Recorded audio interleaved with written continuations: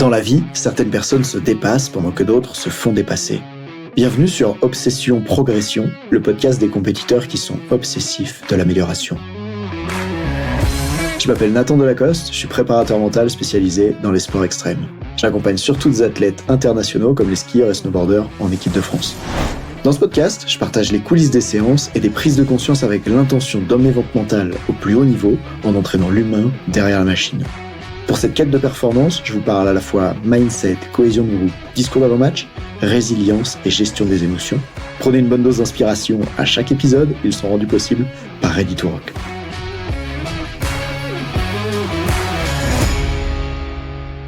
Récemment, j'ai lu un formateur qui disait « Sur ma tombe, j'aimerais que soit écrit la phrase suivante. On questionne toutes nos croyances, sauf celles dans lesquelles on croit tellement qu'on finit par croire que c'est des vérités et pas des croyances. » Et dans ce podcast, j'aimerais te parler d'une séance incroyable que je viens de vivre cet après-midi avec un skieur en équipe de France qui fait des podiums au plus haut niveau international. Et on vient de commencer à démarrer ensemble et j'ai vécu une superbe séance. Ce que j'entends par superbe séance, c'est, je sais pas si tu te souviens de mon podcast 17 sur l'état de flow, mais j'étais carrément dans l'état de flow dans cette séance-là.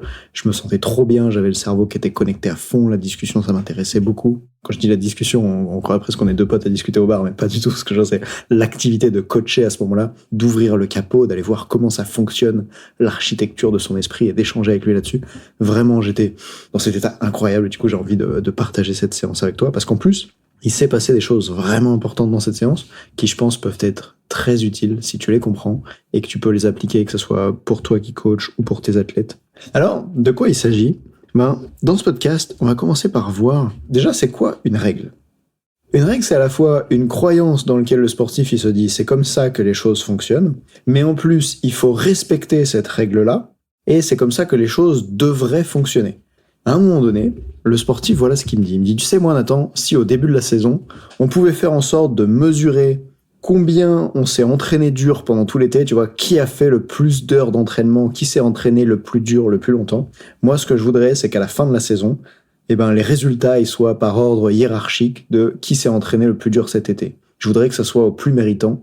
Et c'était super intéressant qu'il amène ça à un moment donné dans la séance, parce que ce sur quoi on venait de bosser, c'était sur le sentiment d'injustice qu'il peut ressentir à différents moments. Et notamment celui où, en compétition, il a la perception de se faire voler par les juges, dans le sens où, parfois, dans ce sport, il peut arriver que tu fais une certaine performance, et puis comme c'est un sport qui est jugé, alors que tout le monde pense et voit que tu devrais gagner, la meilleure note va aller à quelqu'un d'autre. Par exemple, en ski de boss, la meilleure note, elle peut aller au gars qui a le meilleur dossard. En général, ceux qui portent le dossard numéro 1 vont être mieux notés que ceux qui portent le dossard numéro 9, indépendamment de leur performance, juste parce qu'il y a une forme un peu de respect de l'ordre établi. Dans d'autres disciplines, comme en freestyle par exemple, tu peux regarder ce truc dans lequel les juges vont plus ou moins apprécier certaines figures. Et en fait, ce que je dis là sur le jugement et comment ça fonctionne, c'est pas très important. Ce que j'aurais que tu retiennes, c'est surtout que cette personne, elle sentait une injustice terrible au moment où elle croit qu'elle devrait gagner, elle pense qu'elle fait la meilleure performance, et pourtant les juges ne reconnaissent pas ça. Et je te propose pendant un moment d'imaginer qu'elle a raison, à propos du fait que oui, c'est vrai, elle a fait la meilleure performance, mais bon, les juges n'en ont pas jugé de cette façon-là. Et si on part de cette idée-là, on peut aller voir à quel point l'injustice c'est un problème pour la personne. Et dans le cas du gars dont je te parle, ça veut peut-être dire pendant 1 mois, pas pouvoir sortir de sa chambre et rester anéanti par ce qui s'est passé en compétition, jusqu'au moment où finalement, peut-être qu'avec le temps, ça évolue et il peut enfin retourner à l'entraînement et retourner faire des choses, après avoir digéré un peu l'insatisfaction que ça amène. Et là où c'est drôle, c'est que au même degré où lui, il reproche que cette situation elle ait été terriblement injuste, par exemple dans des compétitions du plus haut niveau international, que ce soit parfois aux championnats du monde, parfois aux Jeux Olympiques, eh bien ce qu'on peut voir c'est que pour cette personne-là qui souffre de l'injustice à ce moment-là, il va aussi lui-même bénéficier de l'injustice à d'autres moments. Bah oui, parce que par exemple d'autres fois, il porte les dossards du meilleur coureur, 1, 2 ou 3, et il va concourir contre des dossards moins bons et les juges ont tendance à mieux noter ceux qui sont les mieux classés en général. Je sais pas si tu m'as suivi, parce que je vois bien que ce que je dis, c'est pas tout à fait clair. Et en même temps, j'ai tellement d'enthousiasme à te partager ce qui s'est passé que ça se déroule un peu de la façon suivante. En fait, ce que j'aurais que tu vois, c'est que, au même degré où le fait que les juges jugent mal, lui, ça le pénalise, l'athlète que j'entraîne. Dans le passé, il peut aussi retrouver plein de moments où le fait que les juges jugent mal, lui, ça l'est valorisé. Finalement, il y a une forme un peu comme ça dans laquelle cette injustice-là, elle fait partie du sport. Et je crois que d'ailleurs, c'est le problème de beaucoup d'êtres humains, c'est le fait de vouloir supprimer totalement l'injustice. Ça crée beaucoup de friction, de frustration, et pourtant, certaines injustices sont justes. Et avant de te dire pourquoi certaines injustices sont tout à fait justes quand on les regarde sous un prisme différent, j'aurais que tu vois en quoi est-ce que c'est un problème pour lui de vouloir que les choses soient justes. Il y a ce moment où il me dit, tu te souviens en début de séance, bon voilà, moi je voudrais que ça soit le classement final en fin de saison, ça soit en fonction de qui a bossé le plus dur pendant cet été. Donc quand je le fais verbaliser, c'est quoi la règle qu'il a en tête? C'est ceux qui travaillent dur qui méritent le plus. C'est ceux qui travaillent dur qui méritent le plus. Et en fait, quand tu penses ça, bah ça craint. Et d'ailleurs, à ce moment-là de la séance, il m'interrompt pour dire, bah oui, d'ailleurs, il y a le rider un tel, je me rends compte que ça serait injuste que je le batte, parce que lui, il s'entraîne plus dur depuis plus d'années, dans les meilleures conditions d'entraînement, et il fait plus d'heures de ski par an. Et du coup, si je le battais lui, ça serait carrément injuste. Mais pourtant, j'ai envie de le battre, moi. Et donc là, c'est cool, on commence à créer un peu de conflit à l'intérieur, entre je crois que je veux vivre dans un monde absolument juste, et que l'injustice, ça craint, et qu'il faudrait l'enlever, et qu'il faudrait que les juges jugent parfaitement. Sauf qu'en fait, lui aussi, à un moment donné, il veut une forme d'injustice, il aimerait pouvoir battre un mec qui s'entraîne plus que lui. Et d'ailleurs, c'est ce qu'il me racontait, il me dit, tu sais, quand t'as 17 ans et que t'arrives au plus haut niveau international, finalement, ça serait pas très juste que tu gagnes par rapport aux mecs qui sont là depuis 10 ans, mais t'as 17 ans, t'as qu'une envie, c'est de gagner, en fait. Et du coup, tu peux voir différents moments dans lesquels ça marche pas, cette idée qu'on a en tête, que c'est ceux qui travaillent le plus, qui méritent le plus. Ça marche pas pour faire des performances du plus haut niveau, parce que des fois, ça demande de dépasser ça, et même de s'autoriser des fois à battre des gens qui s'entraînent moins, de s'autoriser des fois à s'entraîner moins pour pouvoir performer plus. Par exemple, peut-être que cet athlète, au niveau qu'il a, il est capable de sentir si skier sur une piste glacée, ça lui crée des douleurs. Et alors à ce moment-là, ça serait utile pour lui, lors d'une séance, de pouvoir skier un petit peu moins pour déclencher moins de douleurs et pas être blessé à l'avenir. Mais pourtant, si la croyance qu'il a en tête, c'est la quantité de travail que je fais qui va déterminer est-ce que je mérite ou pas de gagner, eh ben il pourrait être amené à faire beaucoup plus de runs que ce dont il a vraiment besoin, et à ce moment-là, à créer trop de fatigue ou même parfois à créer des blessures. Et ce qui est gênant avec cette croyance, c'est que c'est probablement une croyance qui l'a aidé à atteindre le plus haut niveau international. Évidemment que par exemple, quand t'es jeune et que ce que tu te dis, c'est ceux qui travaillent le plus dur qui méritent le plus, probablement que ça t'aide à faire les efforts que d'autres jeunes ne font pas. Parce que, notamment au milieu du ski, il y a plein de jeunes qui, à 15 ans, débarquent. Ils n'ont jamais vraiment travaillé dur de leur vie. Ils avaient un côté talentueux, génial sur les skis. Et ils travaillaient sur les skis, ils faisaient des entraînements, mais il n'y avait pas grand-chose en préparation physique avant cet âge-là. Et d'un coup, à 15 ans, je m'en souviens parce que j'étais préparation physique pour la Fédération française de ski, il y a tous ces gens qu'on met dans une salle de muscu et à qui on va dire maintenant, à l'écart de l'année, il va falloir faire des efforts. Et il y en a plein qui sont pas prêts à faire les efforts. Et donc, pour ce jeune-là, à ce moment-là, d'avoir eu cet état d'esprit très travaillomane, je sais pas comment l'appeler, c'est ceux qui travaillent dur, qui méritent le plus, probablement que ça l'a aidé à faire les efforts. Mais c'est comme si les croyances qui nous ont emmenés du point A au point B nous empêchent d'aller du point B au point C. Et j'avais déjà parlé de ça dans un épisode de podcast précédent, je sais pas si tu te souviens, c'était à propos de moi et de l'entrepreneuriat, donc comment je me suis lancé dans l'entrepreneuriat parce que je détestais le travail en équipe, donc je voulais pouvoir bosser seul à mon compte. Puis plus tard, quand mon entreprise s'est développée, j'avais plus d'autre choix pour pouvoir aller plus loin que de recruter une équipe et de faire évoluer la croyance que j'avais, qui est « je déteste travailler en équipe, du coup je vais arrêter d'être salarié, je vais me lancer à mon compte ». Et donc si je reviens sur ce coureur en ski au niveau international, tu peux remarquer que pour lui c'est un vrai problème, ce truc d'injustice, parce que au plus il va rejeter l'injustice à l'extérieur, au plus ça va créer de la friction dans le fait d'en bénéficier. Voire même parfois, c'est un peu comme si son corps pouvait l'empêcher de tout donner.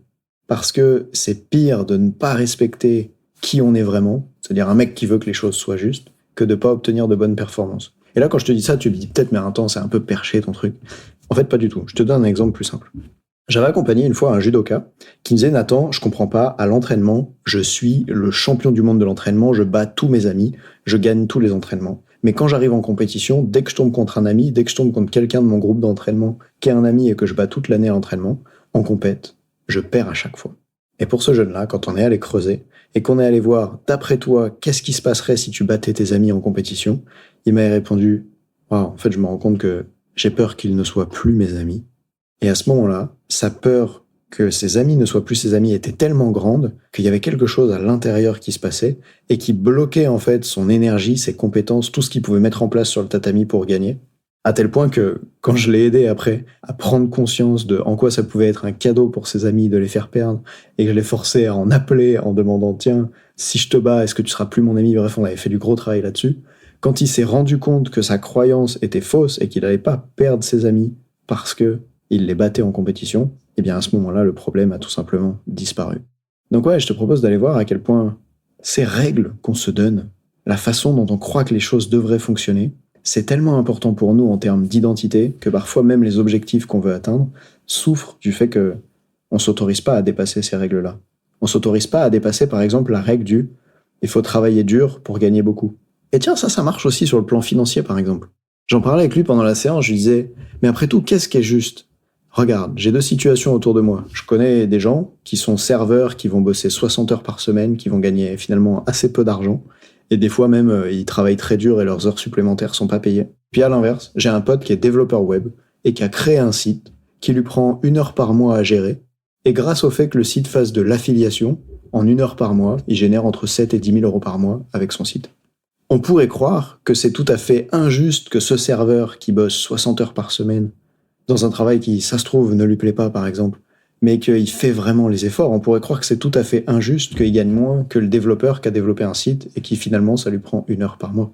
D'ailleurs, si on a la croyance, c'est ceux qui travaillent dur qui méritent le plus, alors on continuera d'être serveur et on se demandera pas comment, en travaillant 1 heure par mois, je pourrais gagner plus qu'un serveur.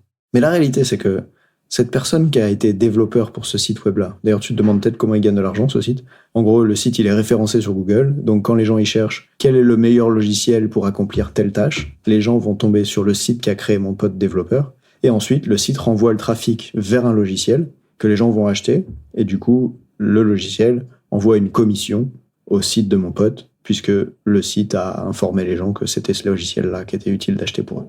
Donc en fait, ce qu'ils perçoivent finalement, c'est juste une partie de l'argent que les gens versent. Si les gens versent 100 euros au logiciel, eh bien mon pote va récupérer 40 euros là-dessus, puisque c'est des commissions qui sont rétrocédées. Bref, ce que je voudrais que tu comprennes à cet endroit-là, c'est la chose suivante. Oui, il y a une forme d'injustice là-dedans, le gars il travaille énormément moins, et pourtant, il gagne plus d'argent que le serveur. À ce moment-là, c'est pas celui qui travaille le plus dur qui est rémunéré le plus. Mais il y a différentes choses qui sont à prendre en compte. Déjà, il y a après tout, combien est-ce que le serveur il génère en faisant son travail? Puisque finalement, ce que le développeur perçoit avec son site web, c'est juste une partie de la valeur qu'il crée.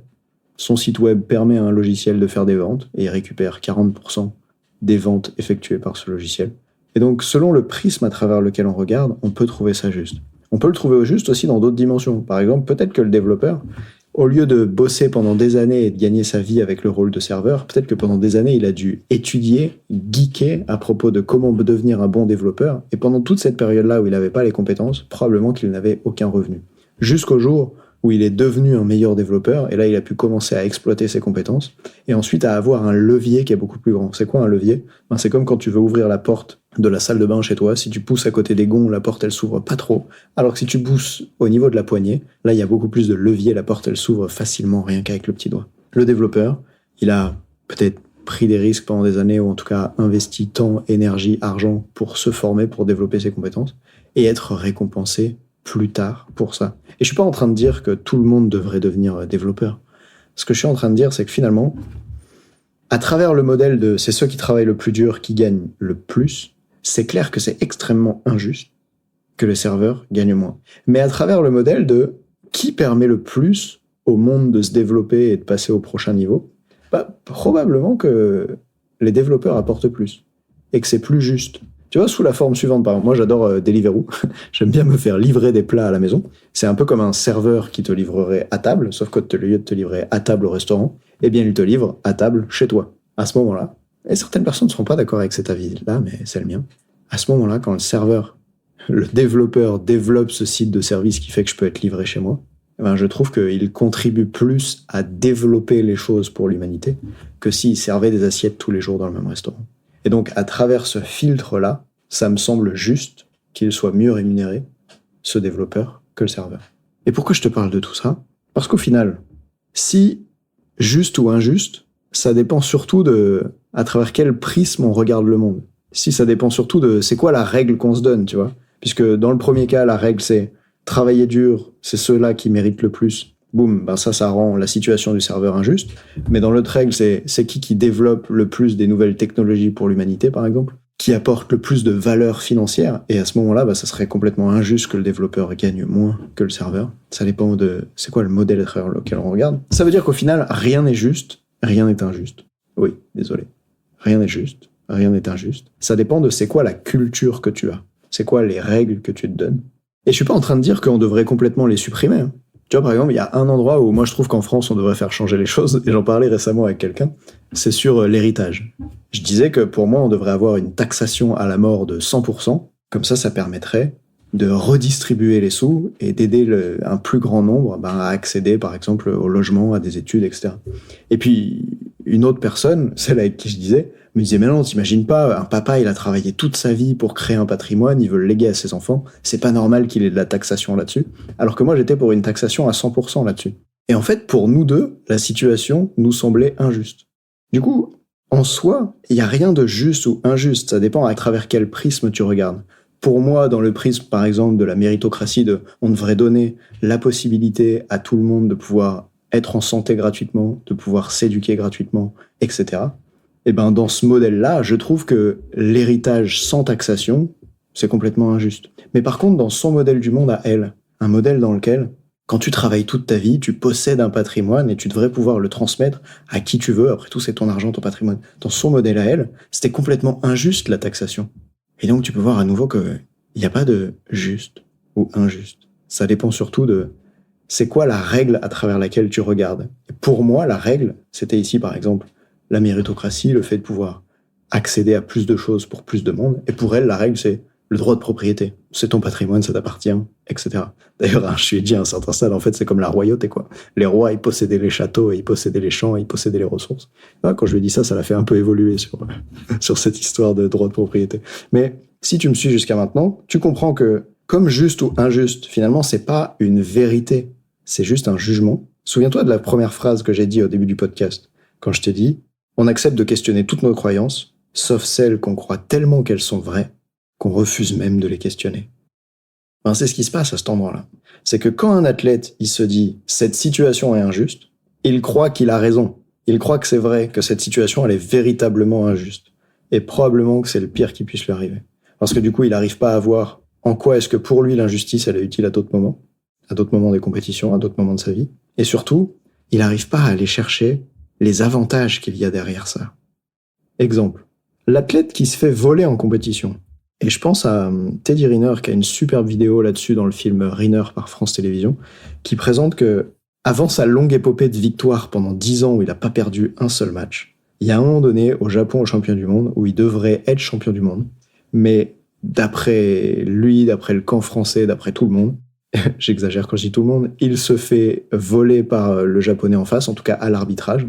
Dans le film, on voit que Teddy aurait certainement dû gagner, et pourtant, comme c'est un arbitre japonais dans une salle japonaise, bref, c'est le japonais qui gagne. À ce moment-là, ça a été tellement douloureux pour lui, que du coup, il a mis en place les efforts pour faire en sorte que ça n'arrive plus jamais, parce que c'était trop douloureux pour lui, en fait. Et du coup, si finalement, ce qui arrive à Teddy à ce moment-là, c'était à ses yeux, à lui, complètement injuste, moi j'ai envie qu'on parle de l'athlète qui n'a pas eu la malchance de vivre une telle injustice, et qui du coup n'aura pas eu ce même choc de motivation en mode « vas-y, ça m'énerve tellement d'avoir souffert de cette injustice-là que je vais tout donner, je vais restructurer mon équipe d'entraînement, je vais m'entraîner beaucoup plus dur pour pouvoir être plus performant. » Finalement, est-ce que ça serait pas injuste pour l'athlète qui n'a pas la chance de faire face à un tel niveau d'adversité, pour l'athlète qui n'a pas la chance de rencontrer le même problème? Puisque, à court terme, ce qui s'est passé pour Teddy, c'était complètement injuste, mais finalement, peut-être que c'était juste ce dont il avait besoin pour vivre une carrière incroyable ensuite. Et je me demande qu'est-ce qui se serait passé pour lui. Il faudrait l'inviter sur le podcast pour savoir. Je me demande qu'est-ce qui se serait passé pour lui s'il n'avait pas perdu ce match de façon injuste à l'époque. Est-ce que peut-être il aurait fait moins d'efforts à l'entraînement par la suite? Et du coup, tu peux voir ici à nouveau que, juste ou injuste, on ne sait pas vraiment ce dont il s'agit. Et bien sûr, au moment où on est en train de vivre l'expérience, c'est extrêmement désagréable. Et pour le skieur de niveau international dont je te parle, il me disait qu'il était complètement anéanti par cette injustice qu'il a vécue en compétition. Mais il y a aussi des avantages à vivre une injustice. Par exemple, dans mon cas, j'ai l'impression d'avoir vécu une énorme injustice quand j'étais étudiant où j'avais vraiment pas d'argent, mes parents m'en donnaient très peu, ils me donnaient en fait 150 € par mois. Merci maman. Et du coup, pour le reste, fallait que je me débrouille. Et c'était tellement dur d'être étudiant, de travailler à la bibliothèque universitaire et en plus d'avoir un travail pour gagner des sous, que finalement, j'avais pas du tout assez d'argent pour sortir avec les copains, aller en soirée, etc. Et donc, je trouvais ma vie extrêmement injuste. C'était injuste que eux, ils puissent sortir, aller au McDo, aller au kebab, je sais plus où est-ce qu'on va quand on est étudiant, qu'ils puissent sortir, faire toutes ces soirées, alors que moi, je pouvais pas, en fait, j'avais pas l'argent pour le faire. Mais finalement, cette injustice-là, elle m'a servi de ouf à travailler plus dur à la fac pour pouvoir ensuite faire un métier qui me plaît. Si j'avais pu sortir, croyez-moi que j'aurais travaillé moins dur à l'université. Et donc finalement, je crois que c'était juste ce dont j'avais besoin. Du coup, j'aimerais que pour repartir, tu te poses cette question. En quoi est-ce que l'injustice dont tu es en train de souffrir en ce moment, c'est exactement la juste chose dont tu as besoin pour progresser? Ouais, entends-le encore une fois. En quoi est-ce que l'injustice dont tu es en train de souffrir en ce moment, c'est la chose dont tu as juste besoin pour progresser?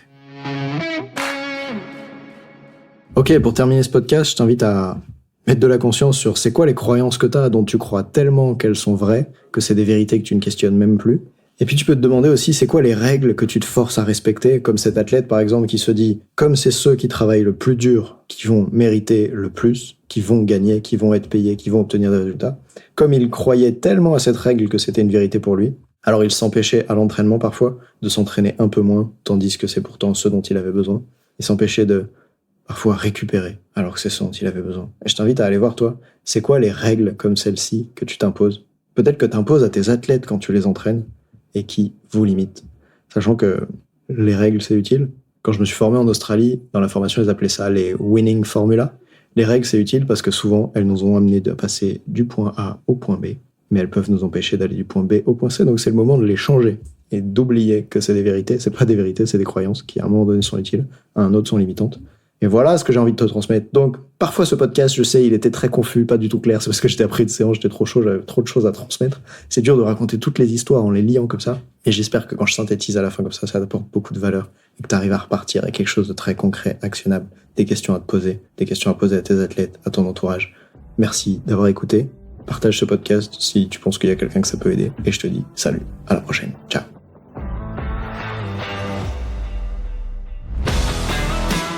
On dit souvent que le mental, c'est 70% de la performance à haut niveau. Pourtant, rares sont ceux qui l'entraînent au moins de 10% du temps. En écoutant jusqu'ici, t'as donné à la dimension mentale un peu plus de la place qu'elle mérite chaque semaine. Bien joué. Ma mission audacieuse, c'est d'aider le monde du sport à se transformer en profondeur et je veux faire en sorte que plus aucun coach ne passe à côté de la psychologie de ses athlètes. C'est pour accomplir ça que je crée une tonne de vidéos sur YouTube et des épisodes comme celui que tu viens d'écouter.